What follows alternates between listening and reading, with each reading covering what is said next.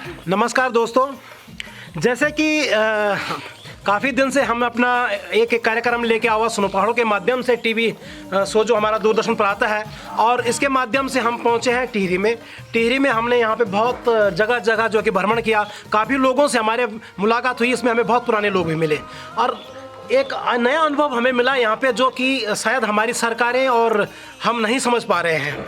टिहरी है क्योंकि टिहरी बहुत बड़ी झील है, पर्यटक का बहुत बड़ा स्थल हो गया है, और यहाँ पर जो है कि हम सांस्कृतिक कार्यक्रमों को अपने समाज से जोड़ सकते हैं।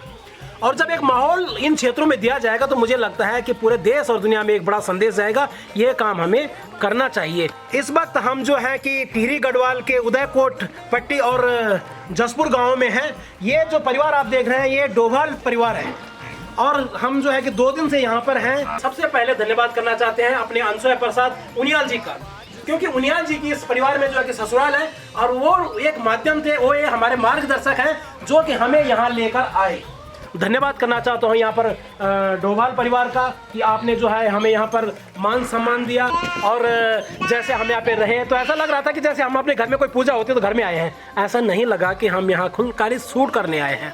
तो हम मेरा सौभाग्य है, और मैं चाहूँगा कि उनियाल जी से और दोनों भाइयों की जोड़ी जो है कि बिल्कुल राम लक्ष्मण की तरह जोड़ी है। तो मैं चाहूँगा कि आपको कैसा लगा? आपके आने से हम भी अनुग्रहित हुए हैं कि हमारा परिवार में आपने जो अपना कार्यक्रम किया, इसके लिए हम आपके बड़े आभारी हैं। और हम आपसे यही आशा करते हैं कि जो आप ये सांस्कृतिक जागरण जो कार्यक्रम चला रहे हैं, इसके माध्यम से भी और अन्य सरकारों को जो आप अपनी बात पहुंचाना चाहते हैं, इसके लिए आप बहुत धन्यवाद के पास। बहुत बहुत धन्यवाद। अब हमारे साथ हैं उनके छोटे भाई और बड़े संगीत के बहुत ही अच्छे जानकार, बहुत ही बड़े वर्वज्ञ। उनसे हम सुन रहे थे और मन कर रहा है भी आपसे हमने बहुत कुछ सुनना है, सीखना है। रोहतान जी, मेरे पास कोई ऐसे शब्द नहीं है मैं जो आपका धन्यवाद करूं।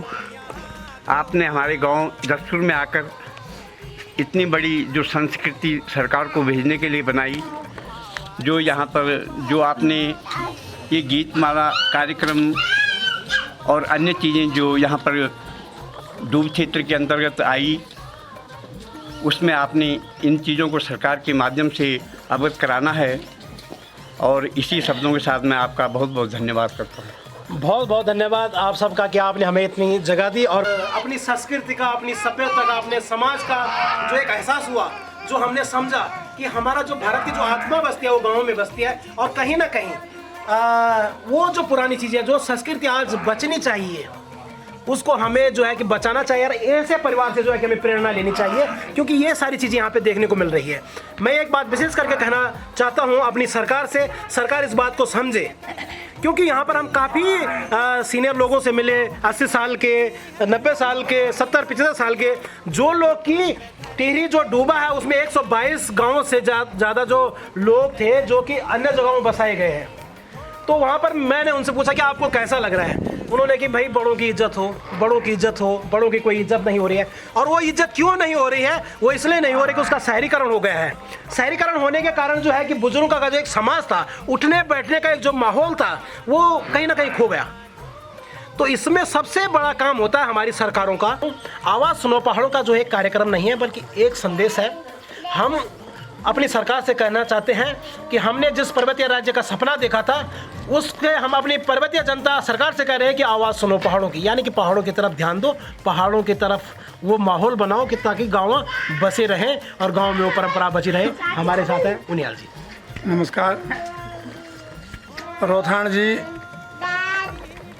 मैं एक ही संदेश देना चाहता था, और ये मेरी आशा रही है पहले से ही। मैं उत्तराखंड का हमेशा से समर्थक रहा हूँ, और उत्तराखंड की परिकल्पना राज्य की जो थी उस प्रकार से अभी 20 साल होने के बावजूद भी उत्तराखंड में वो कार्य नहीं हो पाए, जो अधूरे कार्य, जो उनमें सरकार के साथ साथ जन सहभागिता दोनों का काम बनता है। तो जन सहभागिता में हम कोशिश कर रहे हैं अपनी तरफ से, आप लोग जैसे बुद्धिजीवियों के माध्यम से संदेश पहुंचाने की, और उन चीज़ों का संकलन करने की भी जिनकी हमें आवश्यकता है, अगली पीढ़ी को आवश्यकता है। यहाँ टिहरी में सबसे बड़ा दंश लोग झेल रहे थे वो है पलायन। पलायन का जो लोग दंश झेल रहे हैं वो अपने जगह ज़मीन छोड़ के दूसरी जगह विस्थापित तो हो गए, उनका सरकारों ने पुनर्वास तो किया, पर वो संस्कृति का पुनर्वास नहीं हो पाया। आदमियों का भले ही पुनर्वास हो गया हो, पर संस्कृति और सभ्यता का पुनर्वास नहीं हो पाया। अब सरकार जैसे झील के माध्यम से पर्यटन बढ़ा रही है। एक डोबरा चांटी पुल अच्छा, इस ज़माने के हिसाब से नया अच्छा पुल बना है। तो मैं सरकार से भी ये निवेदन करूँगा कि उन जगहों पे भी हमारी जो सभ्यता और संस्कृति की चीज़ें थी उनको लगातार प्रदर्शित करे। मैं ये नहीं कह रहा है कि सरकार उसमें प्रयासरत नहीं है। सरकार अपने माध्यम से साल में एक प्रोग्राम अवश्य करती है। टिहरी में पर्यटन का एक मेला लगा रही है, पर सिर्फ एक बार मेला लगाने से फिर पूरे साल भर उसे भूलना उचित नहीं होगा। मैं ये निवेदन करूँगा कि उसमें लगातार प्रयासरत रहे और हमारी पौराणिक परंपरा और सभ्यता दोनों का संरक्षण करे। धन्यवाद। तो बहुत बहुत धन्यवाद आप सभी का, आपने हमें जो है इतना मान सम्मान यहाँ पर दिया, बहुत बहुत धन्यवाद।